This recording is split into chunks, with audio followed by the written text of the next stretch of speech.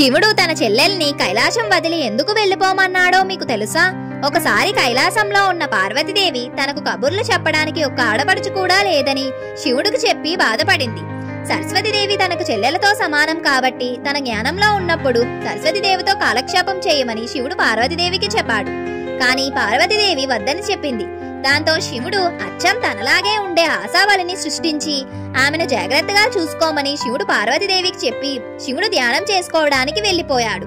ఆశావళి కైలాసంలో ఉన్న మొత్తం ఆహారాన్ని తినేసి తనకి ఇంకా ఇంకా ఆహారం కావాలంటూ పార్వతీదేవిని ఇబ్బంది పెట్టడమే కాకుండా ఆమెను తన కాళ్ళ కింద బంధించింది. ఇదంతా గమనించిన శివుడు ధ్యానం నుంచి బయటకు వచ్చి పార్వతీదేవి ఎక్కడని ఆశావళిని గట్టిగా అడగడంతో ఆశావళి పార్వతీదేవిని విడిచిపెట్టింది. అప్పుడు శివుడు ఎప్పుడైనా ఎక్కడైనా రక్త సంబంధం లేని ఇద్దరు స్త్రీలు ఒకే నీడలో కలిసిమెలిసి ఉండడం అసాధ్యమని పార్వతీదేవికి చెప్పి ఆశావళిని వేరే చోటికి పంపించేశాడు. అందరూ చెప్పండి ఓం నమః శివాయ.